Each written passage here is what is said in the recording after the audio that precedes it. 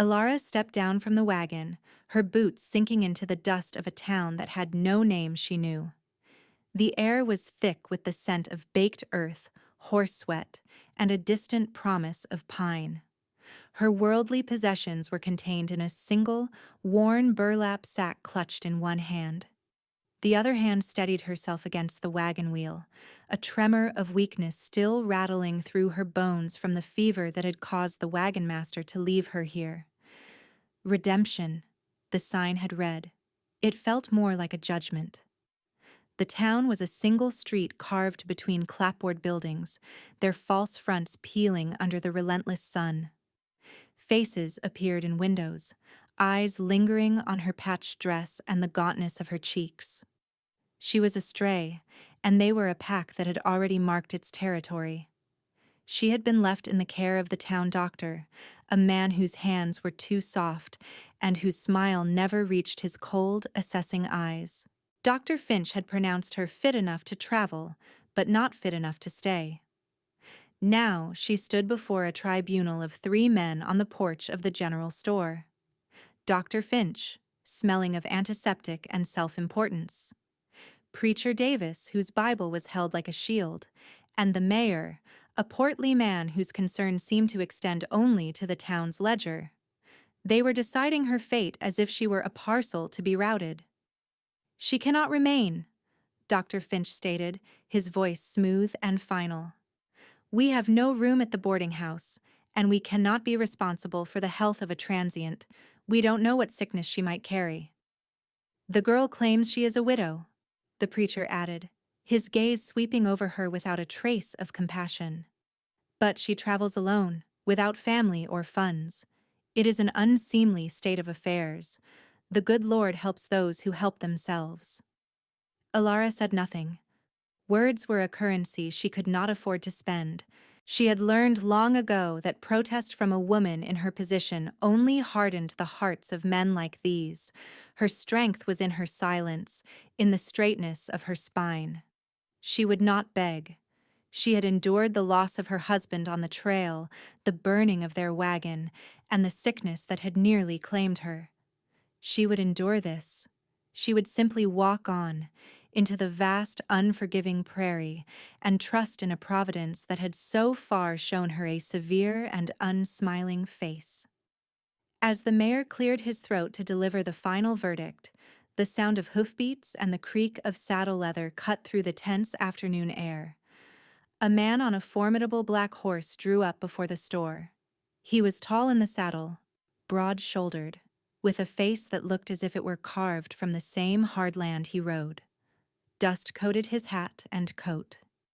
His eyes, the color of a stormy sky, took in the scene with a quiet, unnerving intensity. The 3 men on the porch shifted, their authority subtly shrinking in his presence. "Silas," the mayor said, a note of deference in his voice. "Just dealing with a small matter." The man, Silas, dismounted in a single fluid motion. His spurs made a soft, deliberate sound on the wooden planks of the porch. He did not look at the town leaders. His gaze was fixed on Elara. It was not a kind look, nor was it cruel. It was something far more unsettling. It was perceptive. He saw not just a destitute woman, but the iron will holding her upright. "What matter?" His voice was low and rough, like stones grinding in a riverbed. "This woman," Dr. Finch began, gesturing toward Elara dismissively. "She was left by a wagon train. She has no means, no connections. We've determined it's best for all if she moves on." Silas's eyes flickered over her sack, her worn boots, the faint tremor in her hands she tried so hard to still. He saw the desperation she was trying to conceal behind a mask of indifference. He had seen that look before, in the eyes of a cornered animal, in the reflection in his own shaving mirror after his wife had died. Elara met his gaze. She expected to see the same judgment, the same dismissal. Instead, she saw a flicker of something else, something deep and guarded. It was the lonely recognizing the lonely.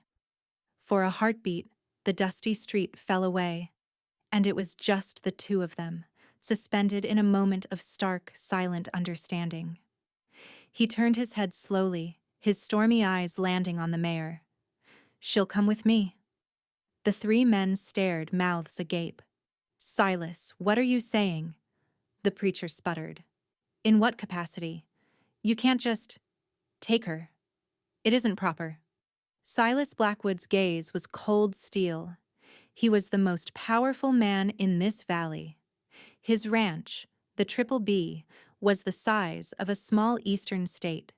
His cattle herds numbered in the thousands. His word was not law, but it was something heavier, something the law often bent to accommodate. He had not spoken more than 100 words in town in the last year, not since he'd buried Martha. Now he spoke 3 that changed everything. "As my wife." A collective gasp seemed to suck the air from the street.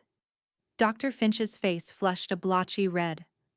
The preacher looked scandalized. Ilara felt the ground shift beneath her feet.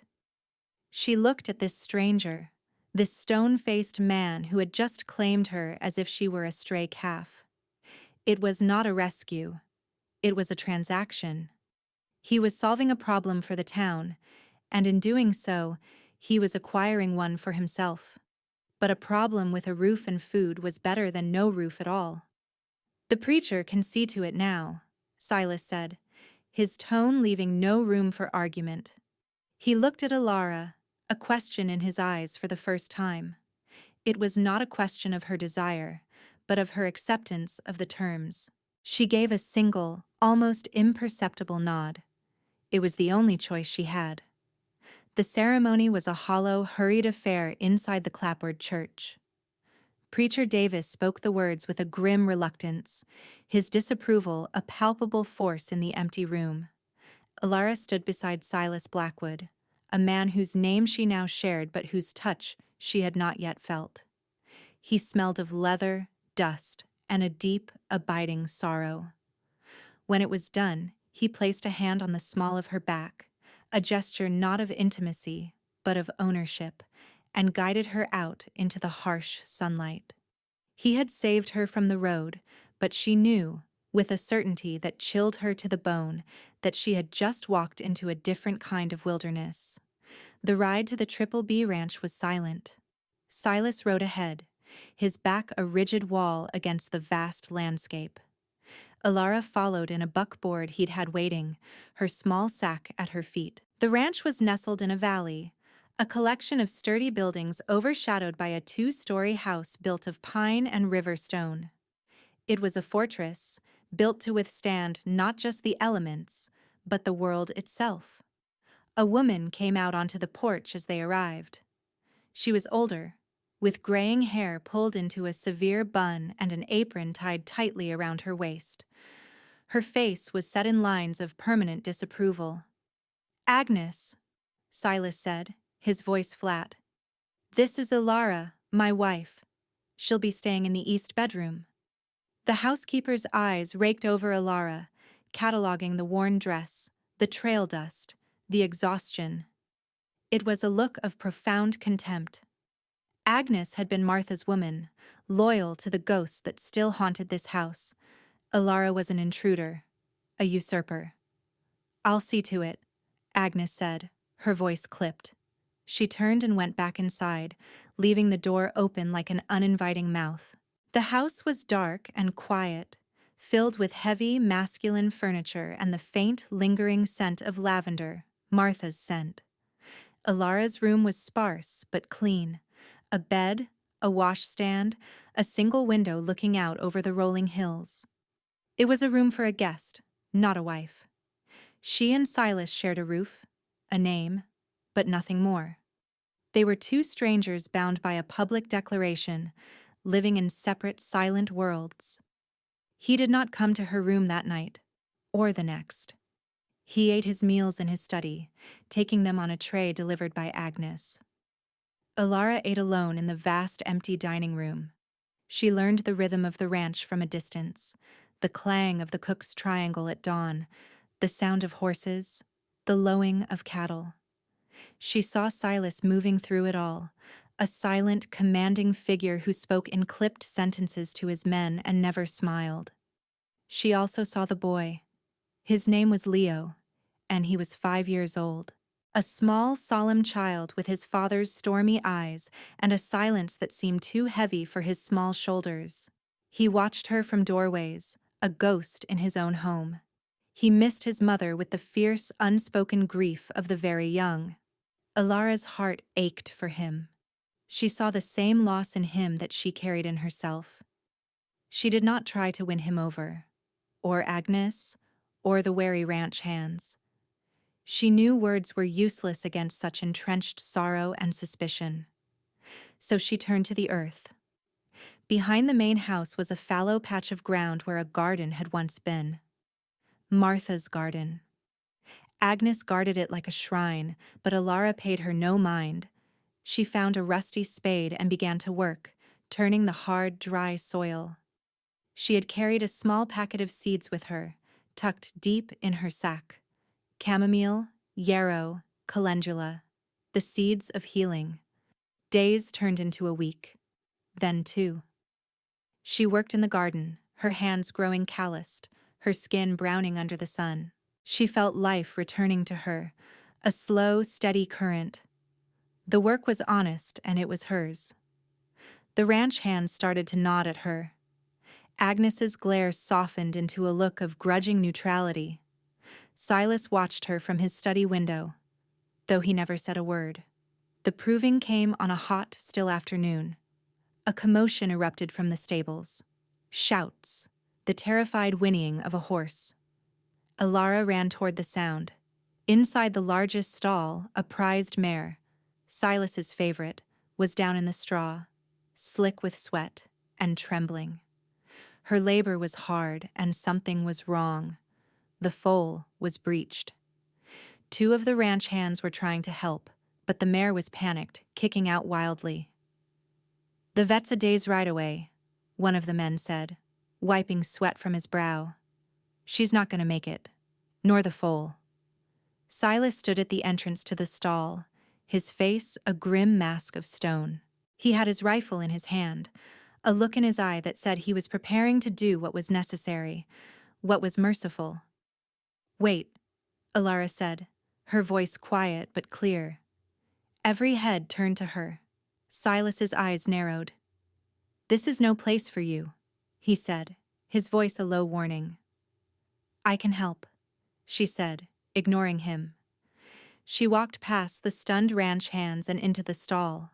She moved slowly, speaking to the mare in a low, soothing murmur. The horse's eyes were wild with pain and fear, but the sound of Ilara's voice seemed to cut through the panic. The trembling lessened. "Get me clean water and cloths," she commanded, not looking to see who obeyed. "And soap." She knelt in the straw, her hands gentle but firm as she examined the mare. The foal was indeed turned wrong, a leg twisted back. She worked patiently, her touch sure and knowledgeable, learned at her grandmother's side. It was a slow, arduous process. The mare groaned, but she did not fight. It was as if she understood that these hands were there to help. Silas stood frozen, watching her. He saw no fear in her, only a deep, focused competence.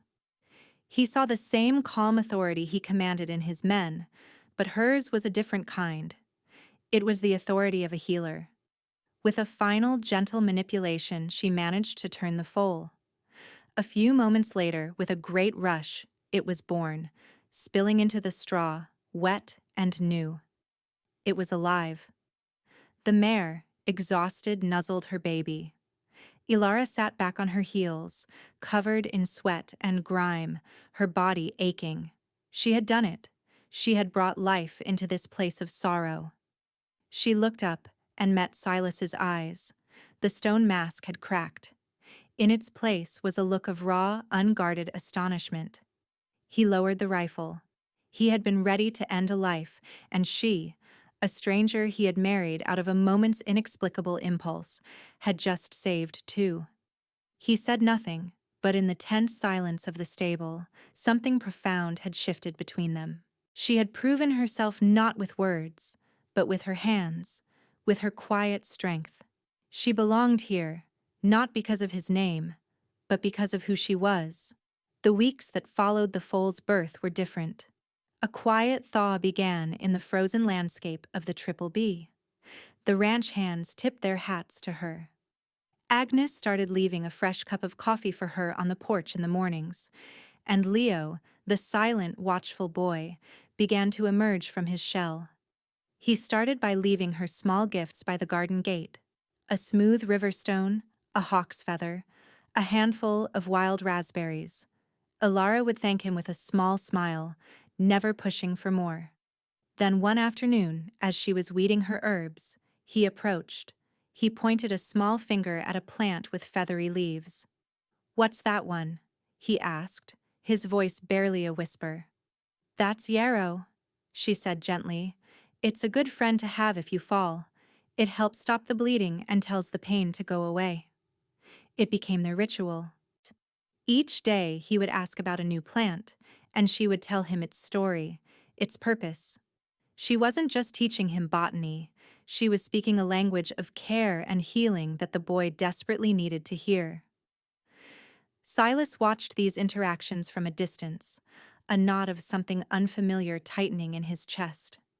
He saw his son, who had been retreating from the world since his mother's death, beginning to open up to this quiet woman. A few days later, Leo was running near the stables and took a hard fall, tearing a long, deep gash in his knee. His wail of pain brought Silas running from the barn, his face pale with alarm. Agnes came from the house, fussing and fretting. Alara arrived last, a small bundle of leaves in her hand. "Let me," she said softly, kneeling beside the crying boy. Silas hesitated. His first instinct was to scoop the boy up and ride for Dr. Finch in town.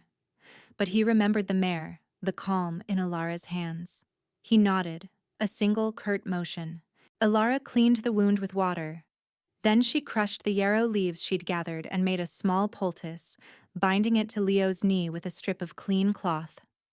"There now," she whispered to the boy, whose sobs were already quieting. "The yarrow will stand guard." The bleeding stopped almost immediately.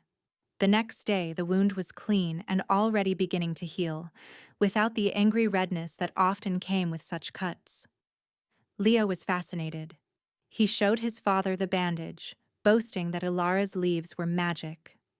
For the first time in over a year, Silas saw a genuine, unguarded smile on his son's face. He looked at Alara, who was watching them from the porch, and felt the wall around his heart crack just a little more. That evening, he sought her out. He found her in the kitchen, the room filled with the earthy scent of drying herbs. She was working by the soft glow of a single candle, grinding something in a small stone mortar. The candlelight softened the weary lines around her eyes and caught in the stray wisps of her hair. He leaned against the doorframe, crossing his arms. "He's taken a shine to you," he said, his voice rougher than he intended. Alara didn't look up from her work. "He's a good boy. He just needed someone to listen to his questions." "Where did you learn it all?" he asked, the question that had been sitting on his tongue for weeks. "With the horse. With Leo." "My grandmother," she said, her hands never ceasing their rhythmic grinding. "She was a healer. People called her a hedge witch sometimes, but she was just a woman who understood the earth. She taught me to listen to what the plants have to say." He had been raised to trust doctors and distrust folk remedies. It was a doctor who had attended Martha's birth, a doctor who had been helpless to save her when the fever took hold. The memory was a fresh, sharp pain. He pushed it down. Finch would call it nonsense. "Dr. Finch sees sickness as an enemy to be defeated with chemicals and knives," she said, finally looking up at him. Her eyes were clear and direct in the candlelight. "My grandmother taught me that sickness is an imbalance. The earth provides the means to restore that balance. It's a different way of seeing." He had no answer for that. He just watched her hands, strong and capable. He saw the faint scars on her knuckles, the dirt beneath her nails. These were the hands that had saved his mare, that had comforted his son. He felt a sudden, sharp pang of need, a longing for that same gentle strength to be applied to the deep, ragged wound inside him. The feeling was so foreign, so terrifying, that it stole his breath. He saw the weariness in the slump of her shoulders. Without a word, he turned to the stove, where a pot of coffee was still warm. He poured a cup and set it on the table beside her. It was a simple gesture, but it was more communication than had passed between them in weeks.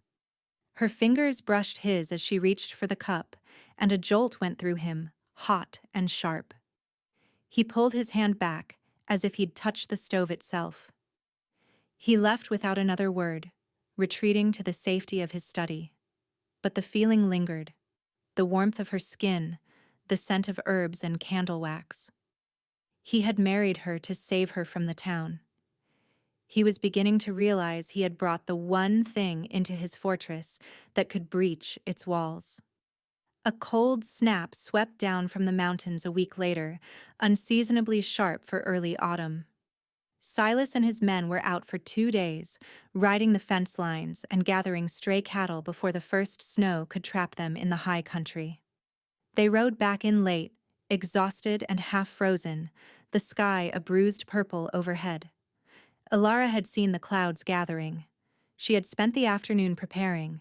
A great fire roared in the hearth, chasing the chill from the stone walls of the house.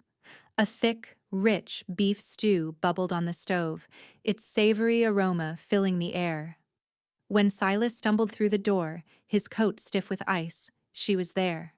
She took his frozen gloves and hat, her expression one of quiet concern. He was too tired to retreat, too cold to erect his usual defenses. He simply allowed her to lead him to a chair by the fire, to pull off his wet boots. She brought him a steaming bowl of stew and a chunk of fresh bread. As she handed him the bowl, their hands touched again.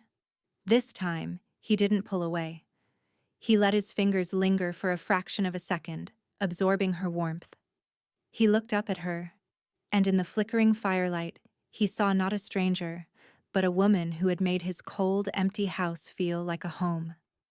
He ate in silence, the warmth of the food spreading through him, chasing away a chill that had been bone deep for more than a year. The next morning, Alara woke to a strange sound outside her door. She opened it to find a stack of freshly cut firewood, enough to last a week. Later that day, she went into the kitchen and stopped short. Against the wall, where her jars and bundles of herbs had been cluttered on a crate, now stood a set of simple, sturdy shelves, the raw pine still fragrant. It was his handiwork. She could tell by the clean, strong lines. He had built them for her. It was not a declaration of love, but it was something more real, more tangible. It was an admission, an acknowledgement. He was making a place for her, not just in his house, but in his life. The slow, patient burn of their connection was threatening to catch fire. The first snow fell, a fine white powder that dusted the valley and sharpened the air. With it came the sickness. It started in town, a fever that settled in the lungs, stealing the breath from children.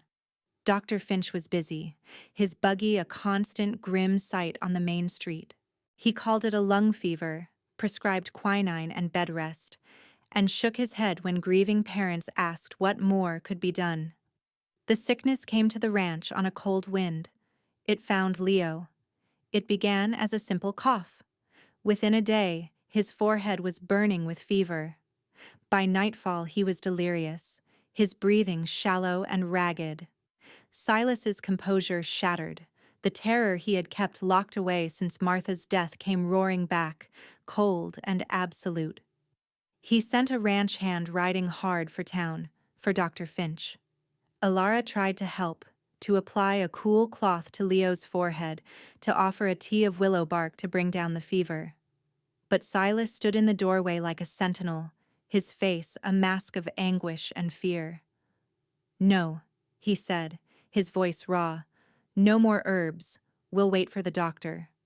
He was terrified, and in his terror, he fell back on the familiar, on the very authority he'd come to question. Dr. Finch arrived near midnight, his bag smelling of carbolic acid and failure. He examined the boy, his expression growing more grave with each rasping breath Leo took. He listened to his chest with a stethoscope, his lips tightening into a thin, grim line. He delivered his verdict in the hallway, out of the boy's earshot but not Ilara's. She stood in the shadows, listening. "It's the same lung fever that's taken 3 others," Finch said, his voice low and clinical. "His lungs are filling. I've given him a tincture, but in my experience, you should prepare yourself, Silas." Silas sagged against the wall as if he'd been struck. "There must be something," he pleaded, his voice cracking. "Anything." Finch's eyes flickered toward the kitchen, where Ilara's herbs were neatly arranged on their new shelves. He saw his chance. "I will do what I can," he said, injecting a note of false sympathy into his tone. "But his constitution may have been compromised. These folk remedies," he waved a dismissive hand, "they can interfere with proper medicine, weaken the system. I warned you about allowing this." The insinuation was a poison dart, and it found its mark. Silas looked from the doctor to Ilara, his eyes filled with a terrible, desperate confusion. Guilt warred with fear. Had he let his guard down? Had he endangered his son by trusting this woman? The threat was no longer just the fever. It was the town's judgment, embodied by the doctor. It was the crushing weight of Silas's past failure. And it was a direct assault on Ilara, on the one gift she had to offer. Mrs. Gable, the banker's wife who had always coveted the position of Mrs. Blackwood, arrived the next day with a pot of broth and a heart full of malice. She whispered to Agnes in the kitchen, loud enough for Ilara to hear, that the whole town was saying the stranger had brought the sickness with her, that Silas had been a fool to take her in. The pressure mounted. Silas, caught in an agony of indecision, allowed the doctor to take charge. Finch declared that no one but he and Agnes were to enter the boy's room. He was isolating the patient, he claimed, but Ilara knew the truth. He was isolating her. He was staging a battle for authority, and Leo's life was the battleground. Silas, paralyzed by the ghosts of his past, did not countermand the order. He retreated, locking himself in his study with a bottle of whiskey, unable to bear the sound of his son's labored breathing. The house became a prison. Ilara could hear Leo's weak cries through the closed door, a sound that tore at her soul. Agnes stood guard outside the room, her face a stony mask of loyalty to the doctor's orders, her old suspicions of Ilara rekindled by fear and gossip. Ilara was an outcast again, this time in the house that was supposed to be her home. She was powerless, watching the one thing that mattered most in this cold, hard world slip away. For 2 days she paced the house, a caged animal. She slept in snatches, waking from nightmares of a small, cold grave next to a larger one. The boy was dying. She could feel it. The doctor's medicine was doing nothing, and Silas, the powerful man who had plucked her from ruin, was broken by his own grief. He was lost in a wilderness of pain she could not reach. On the 3rd night, a terrible quiet fell over the house. Leo's cries had faded to shallow, hitching breaths. The end was near. Ilara knew, with a certainty that felt like ice in her veins, that if she did nothing, the boy would be gone by morning. The thought was unbearable. She had been brought to this place by a strange twist of fate, and she had come to care for this solemn little boy, for his broken father. To stand by and watch this happen felt like a betrayal of everything her grandmother had taught her, of the very core of who she was. She went to her room and packed her small burlap sack. It was a familiar, heartbreaking ritual. She would leave. She would walk away before the boy's last breath was drawn, before the blame could fall fully upon her. Leaving was the only kindness she could offer Silas now. It would remove the source of the town's scorn, sever the connection that had brought him and her nothing but pain. She would slip out before dawn and disappear back into the vastness from which she came. This was the lowest point, the moment where the fragile hope she had nurtured in her small garden withered and died. The connection she had felt with Silas, the home she had started to build, it had all turned to ash. She crept to Leo's door for one last silent goodbye. Agnes was still there, slumped in a chair, her face gray with exhaustion and despair. The housekeeper looked up as Alara approached, her eyes dull with grief. "It's no use," Agnes whispered, her voice thick. "He's going." Alara looked at the older woman, at the lines of sorrow etched around her mouth. She saw not an enemy, but another woman who loved the boy. Her resolve to leave wavered. Running was the safe choice. Staying was an act of impossible faith. She took a deep breath, the scent of sickness and fear thick in the air. She set down her sack. She would not run. "You loved his mother," Alara said, her voice low but resonant with an authority that cut through the despair. "You helped raise this boy. Are you going to sit here and watch her son die because a man with a bag full of bottles tells you to?"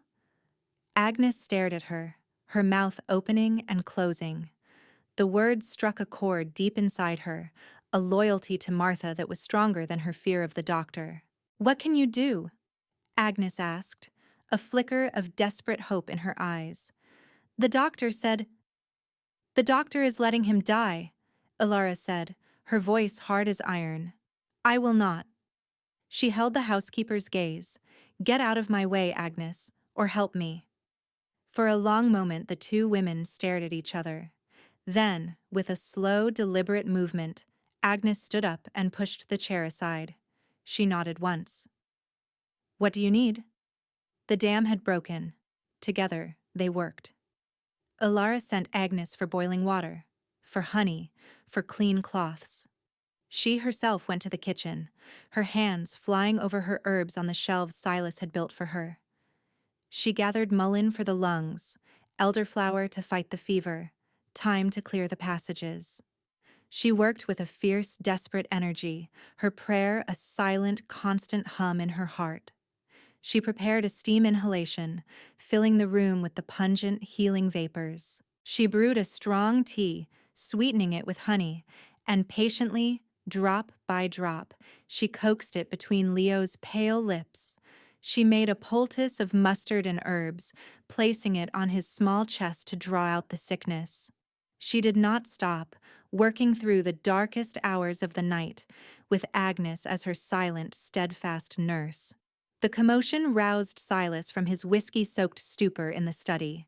He stumbled into the hall, his eyes wild. He saw the light under Leo's door, heard the soft murmur of voices. Rage and fear surged through him. He was about to burst in, to put a stop to this defiance, to submit to the inevitable. He threw the door open. The scene stopped him cold. The air was thick with the scent of herbs. Alara was bent over his son, wiping his face with a cool cloth. Agnes was holding a steaming bowl. There was no panic in the room, only a focused, determined calm. He saw the absolute certainty on Alara's face, the practiced confidence in her hands. It was the same look she'd had in the stable with the mare. Just then, Dr. Finch, who had been napping in a guest room, appeared behind Silas. "What is the meaning of this?" he sputtered, his face swelling with indignation. "I gave strict orders. This woman will kill the boy with her witchcraft." He moved to push past Silas to grab Alara and throw her out of the room. In that instant, everything became clear for Silas. He saw the arrogant, helpless doctor. He saw the gossiping town, ready to condemn. He saw his own cowardice, hiding in a bottle while his son fought for his life. And he saw Alara, the stranger he had married, fighting for his son with everything she had. She was not the threat. She was the only hope. He made his choice. He put his arm out, blocking the doorway. He was bigger than the doctor, stronger, and in that moment his power was absolute. "Get out of my house," Silas said. His voice was quiet, but it held the chilling finality of a death sentence. Finch gaped at him. "Silas, be reasonable. You're overwrought." "I said," Silas repeated, taking a step toward him, "get out." He turned his head and looked at Agnes.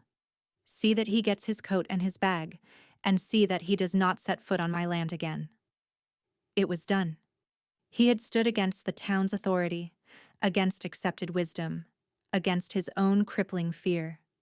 He had chosen her. He turned back to the room and watched as she continued her work, his heart pounding in his chest. He had just wagered his son's life on a stranger's hands and a woman's prayer. The rescue was no longer just hers. In defending her, he had begun to rescue himself.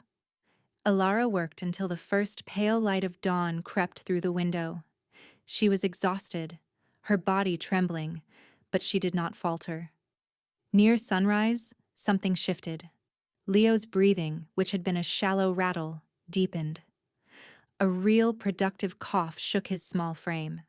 The fever, which had been a raging fire, began to recede. An hour later, he opened his eyes. They were clear. He looked at Alara, then passed her to his father, who stood vigil in the corner of the room. "Papa," he whispered, his voice raspy, "I'm thirsty." The spell of fear was broken. Silas crossed the room in 2 strides, tears streaming down his face for the first time since Martha's funeral. He knelt by the bed and took his son's small hand, pressing it to his cheek. He looked at Alara, her face pale with exhaustion, but her eyes shining. There were no words for the gratitude, the awe he felt. She had faced down death in his house, and won. He saw her swaying on her feet, and gently guided her to a chair. She was asleep before her head hit the back, completely spent. He pulled a blanket over her and sat by his son's bed, watching them both as the sun rose, feeling the first true glimmer of hope he had felt in years. She had not only saved his son, she had saved him from the cold, silent prison of his grief. This marriage, born of convenience and desperation, had become the cornerstone of his life. Weeks later, the valley was transformed by autumn's full glory. The aspens on the hillsides were a blaze of gold, and the air was crisp and clean. Leo was not just recovered, he was thriving. He was a different boy, filled with laughter and questions, his shadow constantly attached to Alara's. The ranch, too, was different. The unspoken sorrow that had lingered in the corners of the house was gone, replaced by a quiet warmth. The ranch hands treated Alara with a deep, abiding respect. Agnes fussed over her, pressing extra food on her plate, her stern face softened by a genuine affection. The story of what had happened had spread through the territory. Dr. Finch's reputation was in tatters. Families were starting to seek out older remedies, remembering the wisdom of their grandmothers. Mrs. Gable and her gossips were silenced, shamed by Silas's unwavering public devotion to his wife. One evening, as the sun set, casting long shadows across the porch, Silas came and sat in the chair beside Alara. They watched the sky turn from orange to purple in comfortable silence. The quiet between them was no longer a void, but a space filled with unspoken understanding. He reached over and took her hand. His palm was calloused and warm, and his fingers laced through hers as if they were made to be there. "This was Martha's home," he said, his voice low and steady. "I kept it like a museum in her memory, a cold, quiet place. But you made it ours. You brought life back into it." He paused, turning to look at her. "You brought life back into me." He reached into his pocket and pulled out a small, intricately carved wooden box. He placed it in her free hand. It was not a ring box. She opened it. Inside, nestled on a piece of velvet, was not a piece of jewelry, but a folded document. A deed. She unfolded it, her eyes scanning the legal script. He had been to the territorial office. He had put the Triple B Ranch, All of it, in both their names, Silas and Alara Blackwood. It was more than a gift. It was a promise, an unbreakable, legally binding testament to her place here. She was not a guest, not a temporary resident. She was his partner. This was her home. Tears welled in her eyes as she looked at him. He was no longer the cold, closed-off man she had met on that dusty street. The hardness was still there, but it was tempered now by a vulnerability, an openness in his stormy eyes that was reserved only for her. He had saved her from a life of wandering, and she had saved him from a life of loneliness. Their rescue was mutual, complete. She leaned her head on his shoulder, his arm coming around her, holding her close. They watched the last sliver of sun disappear behind the mountains. The vast frontier was still wild, still dangerous. But here, on this porch, wrapped in the warmth of a love that had grown in the hardest of soils, she had found her shelter. She was home.